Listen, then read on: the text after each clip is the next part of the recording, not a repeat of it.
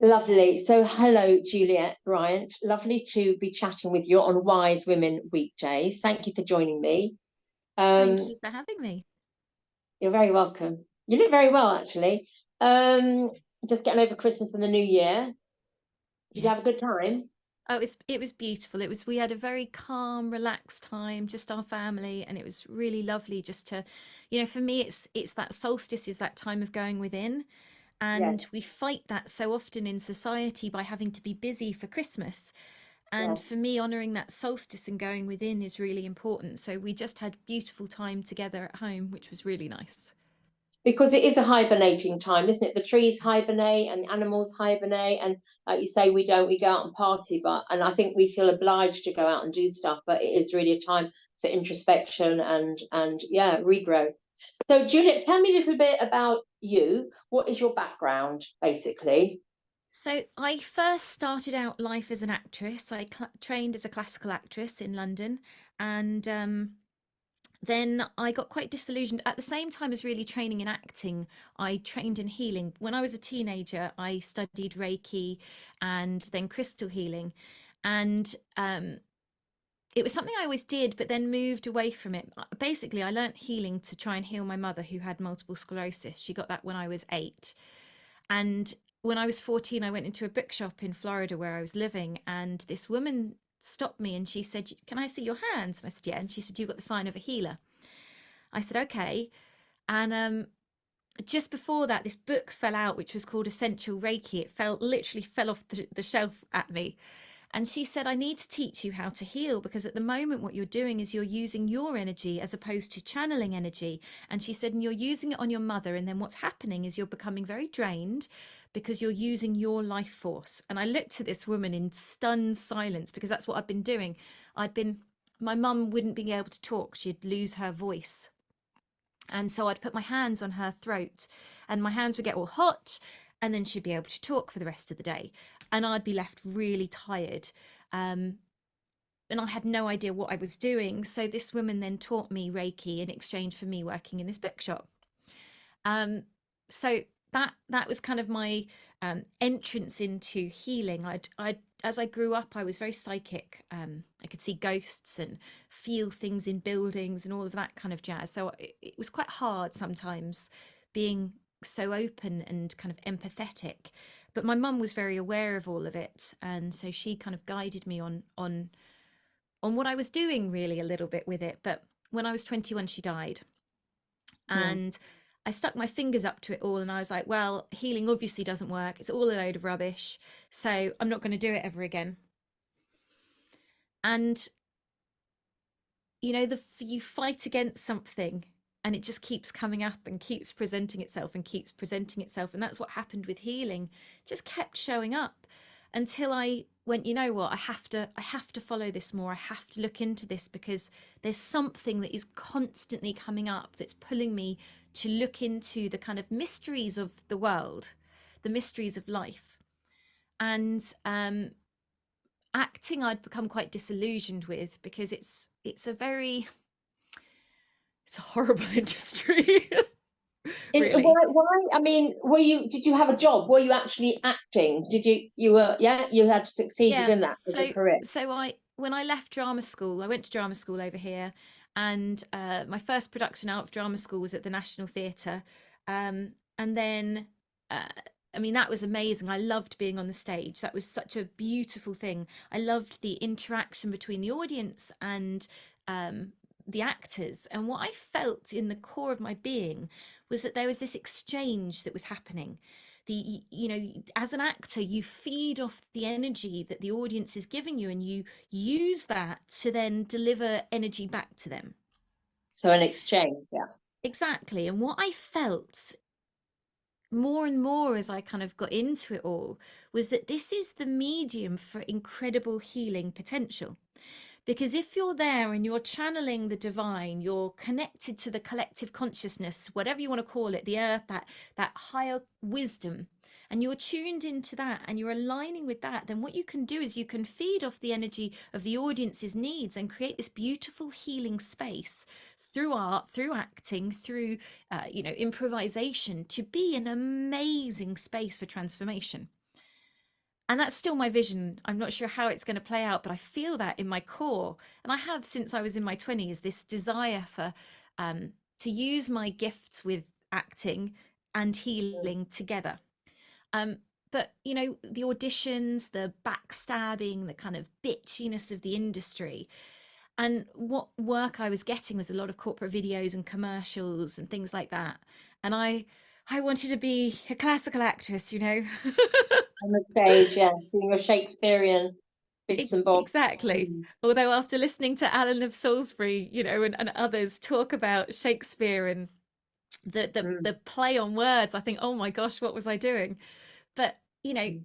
for me, then moving away from acting, I made a conscious decision that I didn't want that to be my life. I didn't want to have that uncertainty, and I wanted my life to be about healing. So I started to study sound healing and look at other healing modalities. And then I found myself pregnant with my first child, Samuel. And what was very interesting was that I was meant to be 98% infertile because I had severe endometriosis. So he wasn't, it was a surprise. um, but what he did was he propelled me into a whole different life of really wanting to serve him and bring him up in the best way possible. And I was a single parent, and I thought I need to really focus on how I can support him. And I started to study nutrition because I wanted to bring him up as a vegetarian. And people were telling me that he'd be brain damaged if he was vegetarian. This is only what, 20 years ago. He's 19, so you know, about 20 years ago. And you know, I thought, I know that's rubbish, but I don't know how to prove people wrong. And also I wanted to make sure that it was rubbish and that I wasn't going to make him brain damaged at all. So that's kind of the beginning. That So I started studying at Regent's College nutrition, um, and that's kind of the beginnings of what's led me on the path that I've been on today. It takes, I think, a lot of courage to follow your own instinct, because in anything, because so often, you know, you're told things by parents or teachers or elders or brothers or whatever, you know, don't do that, or you know, you're going to be brain damaged, or it's not good for you. But when you trust yourself and your intuition, your instinct, you know, it does take guts and it takes courage to follow that conviction, because you don't know, you don't know what the outcome is immediately, do you? So well done for you to, you know, to pursue it, to go with what you knew was right. I I'm think that's assuming you some did bring him up as a vegetarian. Yeah. I Is he did now? when he was Is 15. he still? Is he still vegetarian? Oh, when he's 15, he went to the meat. Yeah, became a He did, carnivore. yeah. Not at Mm-hmm. home. We won't have No. meat at home, but yeah, he decided that it was easier for him, Yeah. um, you know, when he was out and with his friends. But what was interesting is, you know, what you said about following your intuition. I've always had this, I've had to. I've had to follow my intuition. I've had to, you know, quite often taking difficult courses, but I've just felt propelled to do it. Um, and, you know, my life has been very unconventional, and I was brought up in quite a conventional way. So, you know, it's been quite at odds with the way I was brought up, but I've just had to follow certain paths. I've seen doors open and gone, I need to go through that. I need to do that. And I don't know why, but I have to take that next step. It's trust again, isn't it? It's trusting. Well, I'm saying, for me, it's trusting that there is something greater than us, and tuning into that and just following it, whether it is the divine or whatever, the cosmos or God or heaven, whatever. Yeah, And just thinking, okay, there's a path that you need to go down. And I think for a lot of us, we're kind of blinkered. You know, people, as we said before, people say, well, don't do that, it's not good for you. But you just think, no, I'm going there, get out my way. And because somebody's pushing you, like you're saying, you're being propelled. So just exactly. what happened when he started eating meat? How did you feel? Were you okay with that? No, it was really hard. But I also, what I believed, so what my mum did for me when we were 8, when she got MS, she went to see this doctor called Professor Field, who was really into nutrition, and who said she had to switch our diets. We all had to eat, um, be vegetarian, but well, we were pescatarians. We would have fish, mackerel, because that was very high in the omega 3s for her, but cut out all animal fats. cut out dairy, cut out wheat, refined sugar. So she transformed our diets hugely. And as an 8-year-old, I was so angry about that. I didn't like it. And I didn't like having friends over because, they would all have fish fingers, baked beans and chips, and we'd be having lentil stews and Yeah. stuff like that. And so that was quite hard, let alone having a mother who was in a wheelchair. So, but what I remember, and this was very profound for me, was that she told me why we were doing things. So she didn't just say, this, you're doing that, and that's it. She educated me. And Mm. as a teenager, I stuck my fingers up to her and to the food, and I ate terribly. We moved to America because there was a treatment for her out there in the world's leading neurologist. So we moved there so she could be under him. And so I ate loads of junk food. It's so accessible in America. The amount of junk food is just Yeah, that's all I not. ever know when I've been to the States. It's just like, yeah, chips and beef and or whatever, steak and Yeah, turf. Was it turf and surf? I don't know. turf and Yeah, surf, exactly. I lived in Florida, so there was a lot of that. So I ate a lot of junk, really. But I remember when I was pregnant with Samuel, all of the things she had told me about why I was eating certain things, it all came rushing back. And so that education allowed me to make conscious choices, not as a rebellious teenager who was sticking my fingers up to authority, but as a person standing in my own right. And so when Samuel made that choice, I had to honour that in the same way that I allowed myself to do. My parents allowed me to have that journey, because I think that we have to educate and stand back and let people make their own choices. I think that's really a wise thing to do. It's it's a difficult thing as a parent or just as another human being. I know when my brother had a stroke a few years ago, in his late 50s, and it was very sad because he was left alone. He didn't have a family, he didn't have a wife or any friends, and he was on his own. And I was out the country for 3 days. I think he was lying there, and eventually somebody rescued him, and now he's in a home. He's paralyzed down his left side. And my sister is, at the time, she was obviously, we were distraught, and we were trying to get him to get on his feet again and encourage him to go through the therapy and what have you, but he didn't want to. And I said to my sister, well, that's his choice. It's his choice. And he's been quite an inactive person. He wasn't out and about getting married, didn't have a job. He was quite a hermit. He's still with us. He's still alive, but he's in a home and he's in a wheelchair. And it's really hard to sometimes put yourself in other person's shoes to say, well, that's his choice. If it was me, I'd be fighting to get on my feet again. So I Yeah. think that's important what you've just said. It's your son chose to, that's his path. He might come back to being a vegan, a vegetarian, who knows, a breatharian, who knows? There's so many things you can do these days. So, but yeah, Yeah. to be a bystander, I think, and just watch and support is yeah, And I, it's I that. think, I've had to do that with my middle son when COVID hit with the lockdowns, went through severe mental health issues. And I wanted to, as a parent, your instinct is you want to take the pain away. And I've done this with clients, I've wanted to take all their issues away and filter Yeah, it through me, because I know I can act as a bit of a filter machine and give it yeah, back to the earth. So I want to take everything, give it to me, it's fine, I'll deal with it. And what I realized is that is the worst thing you can do for anyone, because actually those things that they're going through are their lessons. And if you yeah, take them away, then they're not going to have those lessons and they're going to have to go yeah, through it again. yeah. Uh, I So, remember I was on a course once, and we were going through like the process. We were going through our experience and sharing certain situations and just talking about personal issues in our story. And somebody was going through their story, and they were in tears. And another person reached out to hold them, as it's a natural thing to do, just to pat them on the back or hold them. And the teacher said, "No, don't." I thought, what? But they need that support. But that's stopping them going through that experience. And again, it's hard to watch, but it seems to be the right thing to do, because you have to let them go through a process. It's an onion peel, a layer of onion peel, isn't it? Letting them go through it themselves. So yeah. yeah, And I again, find that one of them. I hold a lot of wild women retreats, and people can get quite deep into sexual trauma, or just the blocks we've had of being sovereign, beautiful women shining. And it is hard to sit there while someone's going through it, because you do want to just reach out and just embrace them Yeah, and say, it's okay, I've got you. yeah, But it's an art to hold space and know that, let people know that you're there. and you've got Yeah. them, but they're safe to go through this themselves. Yeah.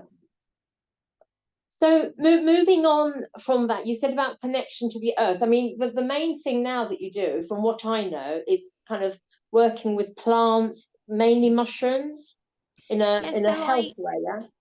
it's been quite a journey. So I studied nutrition. I've studied something called Sekem, which is an ancient healing, Egyptian healing, and I've taught people that for 19 years.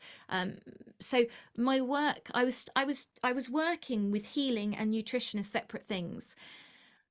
And the more I did that, the more I realized it's a load of rubbish, because everything is the same. Everything comes down to vibration, whether it's sound, whether it's crystals, whether it's food, whether it's whatever it is, energetic.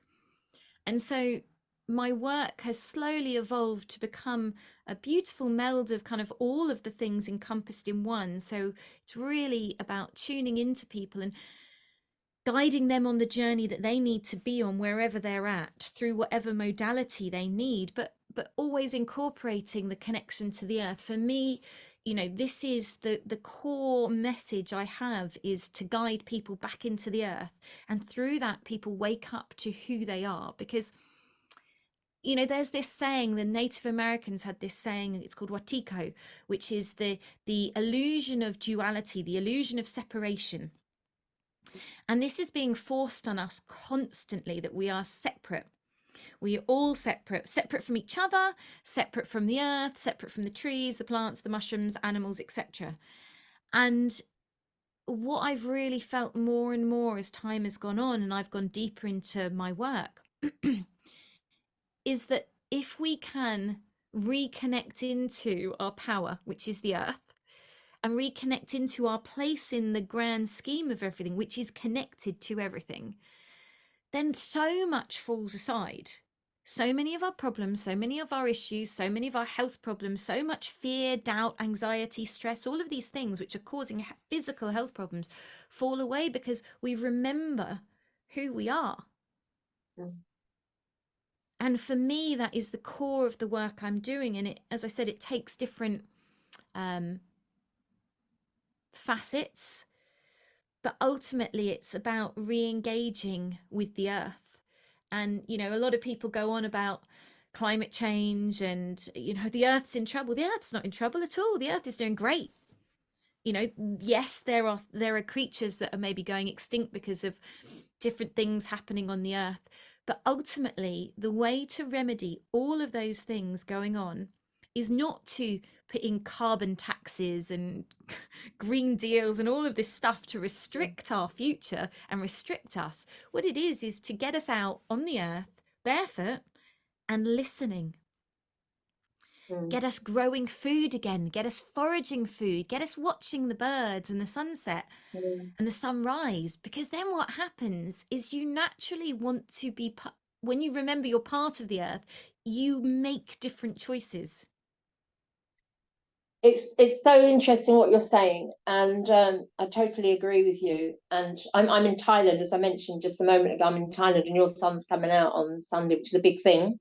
Let him go for a 19-year-old, but he'll be fine. So I was here in a place called Hua Hin, which is about 4 hours away on a bus from Bangkok, and I was here 37 years ago.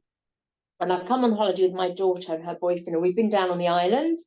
And then I said, look, I want to come back to Hua Hin. And she says, oh, I want to stay on the island. I said, okay, you stay there. Well, I've got to go back and revisit it to see what it was like. And I actually had quite a tearful moment today, because I tried to find where I was 37 years ago, and it's kind of gone. It's actually gone. And I'm, how can you explain it? There was just one hotel called the Royal Garden Hotel in Hua Hin, a very upmarket hotel 37 years ago. And the rest, there were little places to stay. I mean, I was living in a hut on the beach for 50p. That's how it was. And now there are just so many hotels, so many hotels. Couldn't recognize it. And I'm asking people, you know, where's the hotel and where's this? And nobody really remembers. Nobody knows. Partly maybe because I'm asking younger people, or my Thai isn't very good and their English isn't very good. So we've got that communication problem. But what I did do, I found there's a mountain, there's a rock here called Monkey Rock, And on top of it, there's a temple with a big Buddhist statue. And that's kind of where I used to hang out 37 years ago with people that I met. And I fell in love with a local lad, and it was very romantic and what have you. And I went up to the rock today, and there was all the monkeys, still the monkeys were there. But the statues and the temple, all these sacred places, all these sacred articles, they're all like kind of in disrepair. It was really, really, really sad. There was one nun left, or lady, female monk, I don't know what you call them, but I guess she's a nun, an old lady just trying to keep it together, selling beads. I always try and support local people, selling the mala beads or whatever, little statues and some incense. And she was there, obviously she was living up there. But then I'm looking around me at all this disrepair, and nobody, everything's shut and locked up and just falling apart. And then I just looked down from the top of the mountain to the coast with all these hotels.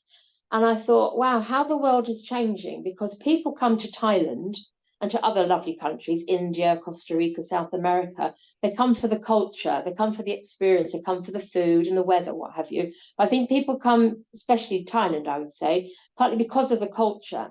And here you've got all these sacred spaces and places that are just in disrepair, and nobody's there, nobody's repairing them, nobody's maintaining them, nobody's connecting. Again, for me, it's like connection to the earth and to, the culture. That's why you come. But instead, you've got all these high-rise buildings popping up, all over the whole coast. You just would not recognize it. And I had that moment. I thought, God, I actually was in tears, because it was like a bereavement for myself, for my memories, for my past, but also for the way the land is changing and what we're doing to it with the building. We're not repairing. If people come because it's a sacred space or a sacred place and you want to come, whether you believe in a religion or not, but you respect it, that's all gone. But you've got the people just, stepping over statues in their bikinis, drinking beer. And I just thought, wow, this is really, really sad. And another hotel goes up. And it's all about commerce and money and making more money, more money and more money and more money. And it's very, very sad. So I'm very grateful, I'm very fortunate that I had my experience, like, nearly 40 years ago. And when the young people are coming, like my daughter, they're seeing it such a different way.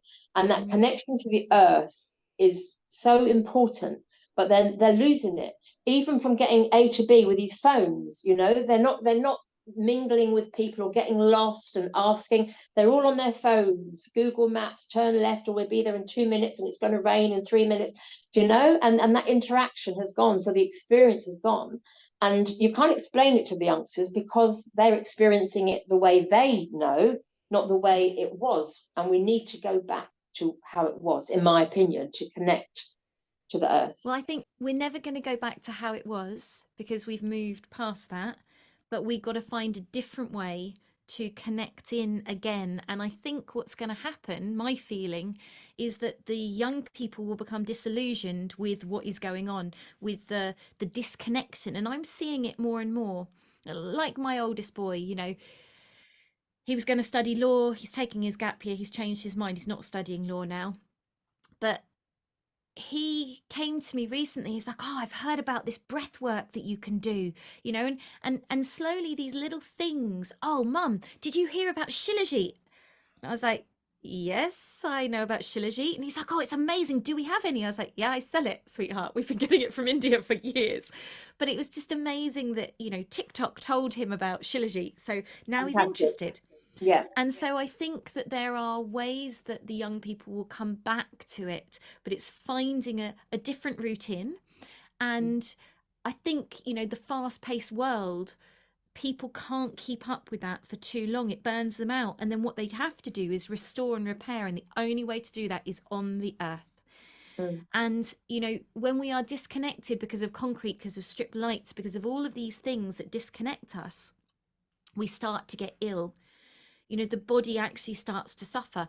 And yeah, when you're young, you can push through it a little bit. But part of the reason people want to go to Thailand and they want to go to these places, other than the weather, is because of the vibe, and is because of that connection to the earth. And, we spent years out in India, and it was such a beautiful experience. And yes, it is becoming commercialized in many areas, but there are still the pockets of the sacred. And I think where there is the sacred vibe, you know, if there is a temple, it doesn't matter in a way if it's going into disrepair, because the earth, the energy of the earth that that temple was built on will never go into disrepair, because that will always be there, that charge. And so if we can go to these sacred sites and we can put our intention and our love into it and we can connect, the restoration will happen.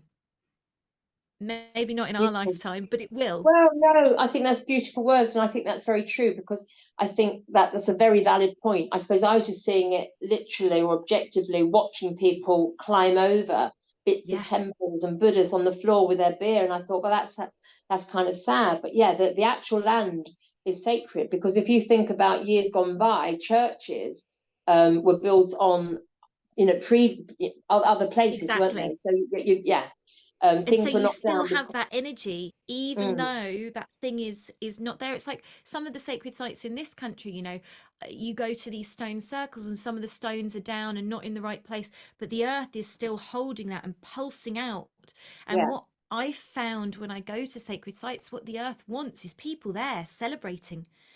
And yeah. what I've seen is that even if people don't have, like, so the youngsters stepping over the statues with their beers, even though they don't have a conscious awareness, on a subconscious level, that energy is filtering into their system and it's opening up their perception in small little ways. It's like the tendrils are just Yeah, starting to wake up, because you can't not wake up when you're in the pulse of the earth. yeah. And I guess they're attracted to the statues that are on the ground, so something's bringing them into that arena. Anyway, Exactly. how else can we connect with the earth then? Because I know, you know, this is really important for you. This is kind of your life work now, isn't it? Your life's work. What else would you Yes. suggest? So the more we can work with plants, the better. The more we can, you know, for me, I'm very blessed. I've got a lovely garden and I grow a lot of things. And for me, that growing is a really lovely thing. But what I've seen is when you get people out foraging, even if it's for one or two things, you know, foraging can be quite a daunting thing for people. They're like, oh my God, there's so much stuff, I could confuse it and die. You know, that's the fear, isn't it, that's been programmed into us. I will die if I eat the wrong thing. And yes, there Yeah, are some poisonous things out there, especially on the mushroom front, and we do have to be careful and be aware. But you know, our ancestors foraged to survive. They mm, didn't have books telling them what was safe and what wasn't. What they did was they had their intuition. They had this perception of what they could eat. But what I've seen by taking people out over the years and connecting them into, these are hawthorn berries, this is what we can do with a hawthorn berry, these are nettles, these are dandelions, is that people start to then look in a different way. And a lot of youngsters are foraging now as well, getting into it. And what it does is it takes you off your phone and it takes you into the present moment, because then if you're going on a walk, you're not here, there, or anywhere else. You're actually present with actually where you are. And this is one of the most fundamental things to connect us into our power and into our truth and into the earth, is actually being where we are. And that sounds like a very simple thing, but most people are not where they are hardly any of the time. mm, And so when you start to forage, what you do is you look around at your environment, just what's around you, to see what is being gifted to you. Oh, is there anything I can eat here? Is there anything I can identify? So you're coming right into the present. And that's one of the best things for grounding. So connecting into the earth, working with plants, you know, I've got some rosemary in my water, because rosemary is incredible for cognitive function. It's incredible for actually honoring the ancestors. It's incredible for opening up a perception to the spiritual realm. I mean, I could go on about rosemary all day. And that's one plant, you know. So if we can work with plants in little ways, like putting it in our water or eating more plants, you know, mm, um, mm, but being conscious about the process, then that is the key. It's like the foraging. It's about coming into the moment and being conscious about what we're doing and starting to take ownership for ourselves as living, beautiful, amazing beings, part of this earth. Um, and so if we fill ourselves with junk, with refined sugar, with toxins, with alcohol, with all this stuff. Now, don't get me wrong, having some of those things some of the time is great, but we don't want to be filled to the brim with that, because what it does is it switches off our perception and our intuition. And then we can't see what's around us. And that is the plan.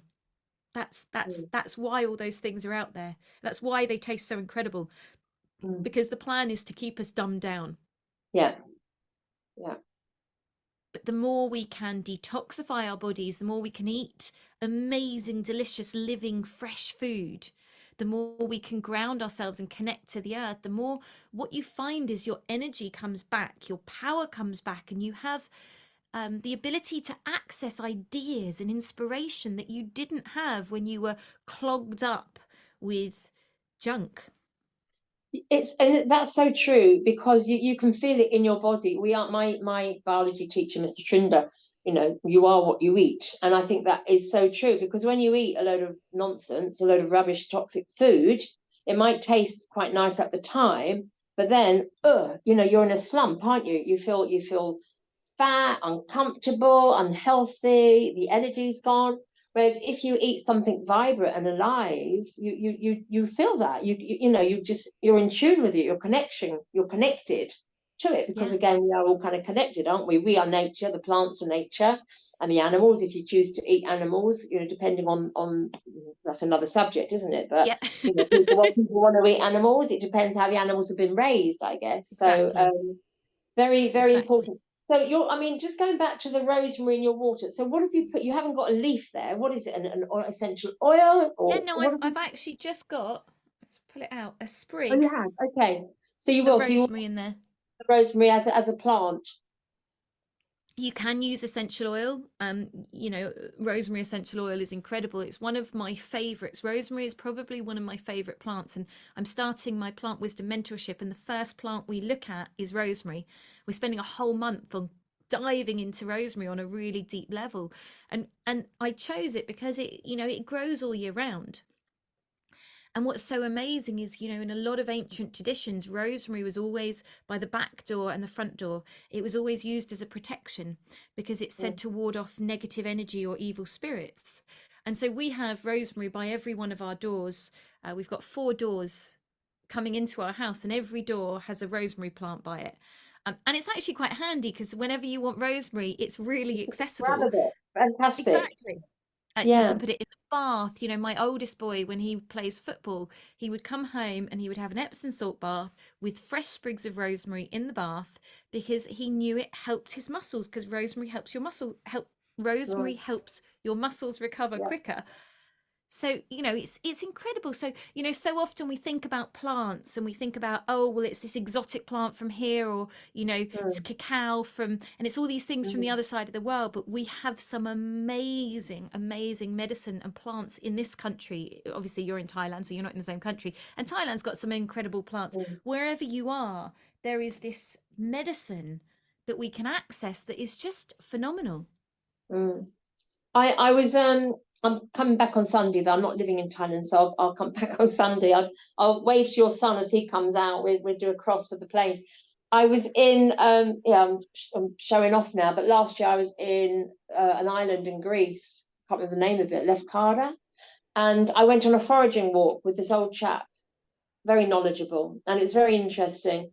And he picked up some St. John's wort, and he said they are trying to make it illegal to pick it up in the government, the Greek government. And I said, well, a bit controlling. And he said, well, yes, exactly, because we know that plants are healing, as you were saying, they're a food, but they're healing in so many ways. And I think certain powers that shouldn't be are trying to not allow us to, have access to these plants, because if we're taking the plants to heal us, okay, you've got to be careful, because as you said earlier, they might be damaging, but also it prevents you, well, it deters you from going to the doctor and Yeah. getting sometimes plants that have been put in, into pills anyway, because I think a lot of medication comes from plants anyhow. I could be wrong. I Yeah, don't know. totally. A lot of it's synthesized. So, for Yeah. example, aspirin comes from white willow bark. So that was the original form of aspirin. That's where it came from, but it's been synthesized. And the problem is, when you synthesize nature so you can patent it, you actually take out a lot of the components. So they go, oh, this element does this, but we don't need any of the rest of it. But actually, those other things are all working to protect the gut when you have it, so it's not so harsh on your body. They've all got a purpose, but Yeah. we don't see in scientism. We don't see the purpose of the other things. We just go, oh well, this aspect does this, and that's what we need. so, you know, obviously modern medicine has its place, but in 2005, I think it was, they brought in something called Codex Alimentarius. And I was very, very worried at the time about how bad it was going to be, because they were going to be banning loads and loads of herbs, things like echinacea and things like that, from you being able to buy it in the health food shop. And I remember after it came in, I still found all those things. And I thought, this is weird. Why can I find everything that has supposedly been banned? And I was speaking to the woman in this health food shop, and she said, what they've done is they've reduced the dosage of everything so that you can't buy it in its potency that you would really need for healing. And I So thought, you geez, could that's, you could still buy it, but obviously it's not going to do the job that you want it to do then. or not as effectively. As So then what effectively. happens is people Right. go, oh, well, I tried CBD, it didn't work. Oh, I tried Right. echinacea, it didn't work. It's like, Right. yeah, because you're taking too small an amount, or you're not taking it in its right form. Like CBD, now they're trying to have it so that you can only buy it in its isolate form, which cuts out the other 119 cannabinoids, all of which have amazing healing properties. So what they're doing is this very clever game of twisting it so it makes it seem like the herbal things don't work. Mm, mm, So for me, one of the things that I have a great passion for is, in my garden, I grow lots of different medicinal plants so that I can make remedies out of things for myself and my friends and my family, regardless. And what I really want to do is find a way to get a community space of land, um, and build a medicinal herb garden on a large scale so mm. that we will have access to plants, and make sure I've got seeds. And I've been collecting seeds for a long time for different plants. So I've got a store so that I'm not reliant on a health food shop. I'm not reliant on anyone else who can say, you can't have this, you can't forage this, you can't get this. I'll be like, I can Yeah. do what I want in Yeah. my garden. Thank you very Yeah. much. Yeah.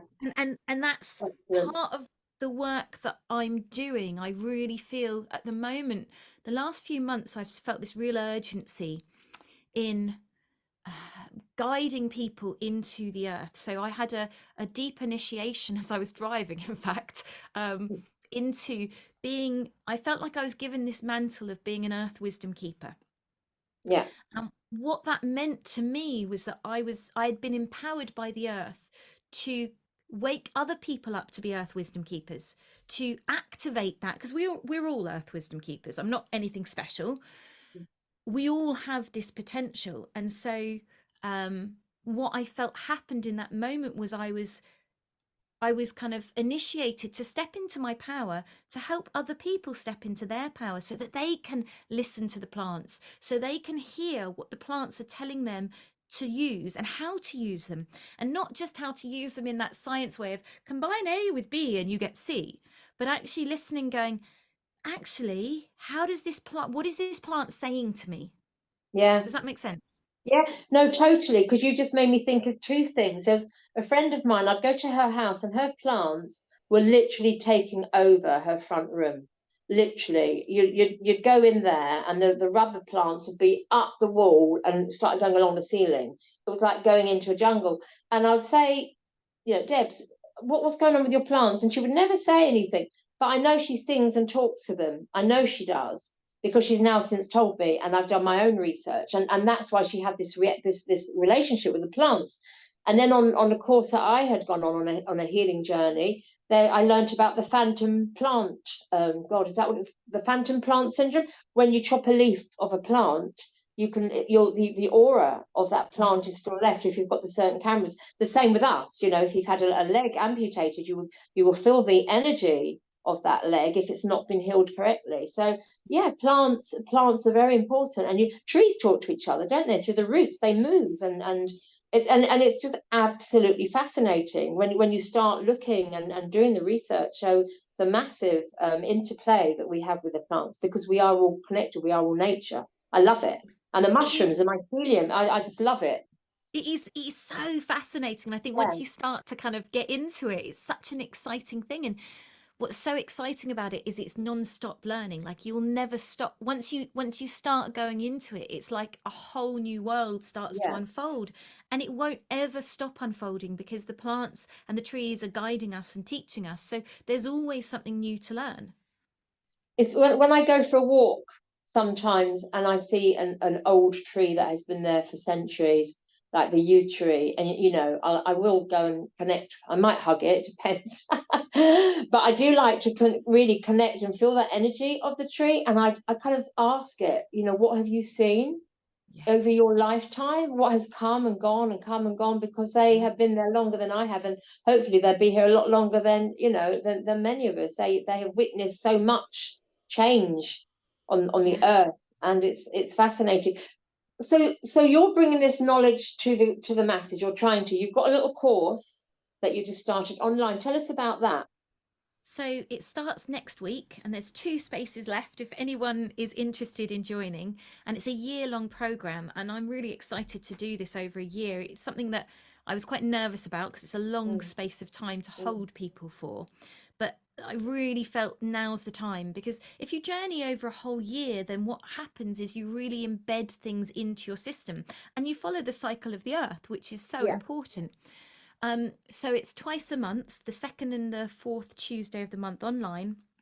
And what we're doing is we're learning, it's called Plant Wisdom Mentorship. So we're learning how to commune with nature, with the earth, with the trees, with the plants, with the mushrooms, how to really tune into them, and how to, through that tuning in, activate our own healing for ourselves and for other people, so we can use this as tools to guide others. But really, it's this deep awakening of our intuition and our awareness, and learning how to make our own medicines, learning what plants do what. But the main thing that we'll be learning over this year is how to listen to the plants on a really beautiful, deep level. And as I said before, how to make a remedy, but not just make it following a book, add this and add this, but actually making it by listening to what the plants want. So it's so exciting. So that starts next Tuesday. And what Okay. I've done with this is it's a sliding scale of affordability, because some people can't afford to pay the full price. If you can, brilliant. But if not, there is a sliding scale so that it makes it accessible for hopefully everyone to be able to join. And can people jump in further down the line? I mean, is it something you're going to repeat? So no, it starts from January, ends in December. You're not If going you to miss the restart it. first week or a week or two and you join at the end of January, that will be okay, because you won't have missed too much. But Right. it's You're not going going to to be restart it again the following January. so I will most likely start it again the following January, although it might be different. It might, because I will have changed in that year. So it might be an even deeper dive into earth wisdom. It's kind of a mixture of, it's a bit of a shamanic. Someone said the work I'm doing is kind of Celtic shamanism. I've not trained in Celtic shamanism, but that's what a lot of people say my work has a lot of elements of. So it is that dive into, we'll be looking at the medicine wheel, we'll be looking at the seasons, we'll be looking at growing and planting. So it's a kind of mixture of a lot of different aspects of healing in And one. do you think, Juliette, that through plant medicine we can heal most aspects that we need to with our body, unless you've got to take a knife to the body. If you need surgery, that's slightly different, but for the majority of malaise we can heal ourselves through plant. I really believe that, all healing can be done. It's an inside job, really. And I Yeah. think that all healing can be done in an instant if we choose, if that's our path. And we can be supported by plants on an energetic level, in the plant spirit world. We can be supported by plants physically, mentally, emotionally, and spiritually to heal. And I've seen amazing transformations happen with people working with plants. Yeah. And I've also seen resistance. Not everyone wants to heal, because people have things that they believe are so deeply entrenched in them that they don't want to let go of it. So I think that we have the potential, and we are coming into a space in the world where that potential is being ramped up even more, that our healing is becoming so much faster, because the world, the vibration, the energetics are so much faster, that we can do anything if we choose. I really believe that. And I saw the journey my middle son went through with where he was at, and in it, at times I thought, are we ever going to come out of this? Are we ever going to have a normal life? And what's Mm. so remarkable is that he chose to heal. He chose to move through this journey and come out such a strong, radiant warrior who is just incredible. And that transformation that he did has transformed all of us. It's Yeah, phenomenal. So when you well, see isn't it? that, yeah, Mm, when you see that power that someone has to change things when they're in the blackest of holes, then you know that anything is possible. yeah. Just on an ending thing here, which I think I mentioned purely because I happen to be in Thailand. So when I was here many years ago talking about plants and cannabis, so smoking cannabis was illegal Yeah. when I was here before, and it actually incurred the death penalty. And we were looking on the phone to see how many people had been put to death by lethal injection for taking it. And I think there was a handful, 6 or 7. Now it's legal because you can go down the road. It's a bit like going to Holland, and you've got cannabis bars, and you can go and get an ounce and stuff like that. But apparently they're making it illegal again. I mean, what's your take on that? From being illegal, you get the death penalty. Now it's legal, and then I don't know when, but in the next year or two they're going to make it illegal. Why would they do that? I mean, that sounds nuts to me. I thought it was a very good move that they made to make it legal. Cannabis has incredible potency to heal. It's a remarkable plant. It also has, I mean, no one's ever died. Well, I say no one's ever died from cannabis, but they have obviously in a roundabout way. Yeah, The problem with cannabis nowadays is that it is grown, it's hybridized, and it's grown so it's grown out of sync with nature. So it's grown with very, very high THC. THC is the cannabinoid that makes you feel stoned. It's the psychoactive cannabinoid in the cannabis plant. The others aren't psychoactive. They can make you feel relaxed and calm and all those things, but they're not going to give you that psychoactive effect. So it's grown for very, very high THC in some strains so that people get really stoned and feel trippy and all the rest of it. And that's where the danger lies, because again, we're playing with nature, and this version of it is not grown out in sunlight. It's grown under lights in these kind of hybridized situations, and that can be very bad for mental health, and there's a lot of problems that can come from that. But ultimately, the plant itself, the cannabis sativa plant, is a very, very healing plant. The plant puts nitrogen into the soil so it feeds the soil. It's incredible to make clothes and rope and fabrics from. The seeds are one of the most nutritious things we can eat, as are the leaves. Incredibly similar. The leaves have such a high chlorophyll content, so it's very good for our blood. So, nutrient rich. And the flowers can get rid of pain. They can help with, so many things. Old midwives used to recommend that pregnant women who had morning sickness would have cannabis, because it would help them get over their morning sickness. So there's a lot of incredible research as well into the yeah, power of the plant. So I think making it illegal again, I don't think they will. I think that something will stop that, because I think that's a very yeah. bad That's move. And yeah. And it's the also because it's linked to the hemp, isn't it? It comes from the same kind of plant, hemp and cannabis. And I think hemp plants were banned a few years ago under the guise of it's cannabis, but hemp was used, as you're saying, for rope, but also as a means for fuel. I believe you could use hemp oil Yeah, to get cars going around. So there was a bit of hempcrete. a yeah, and there was a conflict because if you're using hemp, then you're not going to be buying the oil, are you? So they made it illegal. But hemp is a very quick growing plant and you can do Yeah. so much with it, so much with it. So that's gradually coming back, I think. I use hemp oil in my cooking and hemp seeds and what have you. But yeah, plants It's amazing.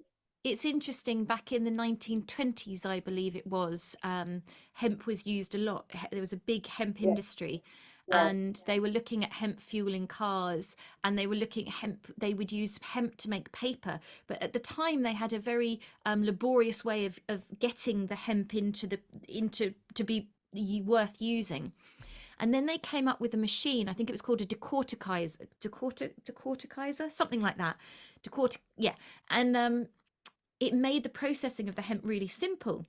And it was at that point that all these stories started to come in, calling it the like marijuana. It changed Yeah, its name into marijuana, and it's coming in from Mexico, and it was this deadly, dangerous thing that was going to take over and, you know, cause a lot of harm.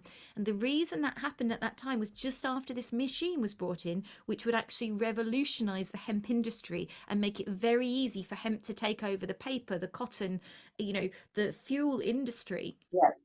Cheap and So cheerful, grows very quickly. So again, yeah, it's all about money, isn't it? It's all about money. Amazing. exactly. So But Julia, if we can grow these things ourselves, you know, we can yeah, get back into the natural strains that yeah, are in the right balance, not any of this hybridized stuff, and start to take control of our health and what yeah. we're putting into our bodies ourselves. And also, I mean, we go on to about the farming aspect, isn't it? The monocrops and what have you, which isn't a very good thing. But I know that's kind of a conversation for another day. But yeah, I think it is about growing our own. Definitely. I think Exactly. that's going to be coming about. You know, just walking around and chatting to people, you hear people that are going to start growing their own food and veg. There's a friend of mine, I'd love to do a chat with her. I've asked her, but she's not happy to come on yet. But she was like CEO of a company, and then she gave it all up. And now she's gone and living in the woods, and she's growing her own food. And I said, let's do an interview called from CEO to See Me Grow. I thought it was a really good name.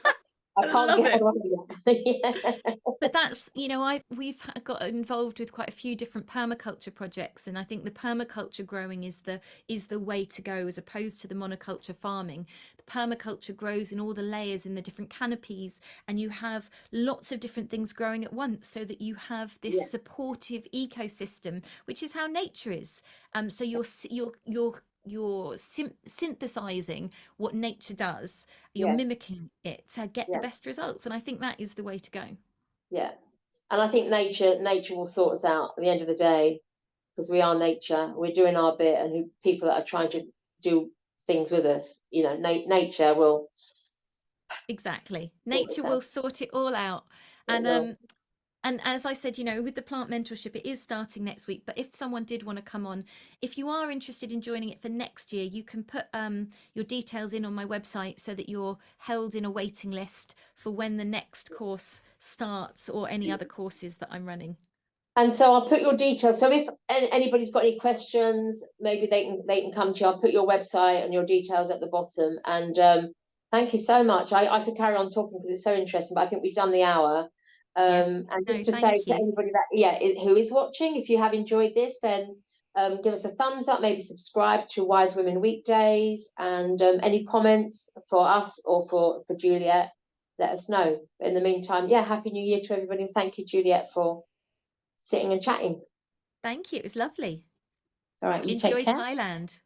Thank you so much. Oh, I think, no, have I ended it? I'm so rubbish at ending this bit. Record and stop recording.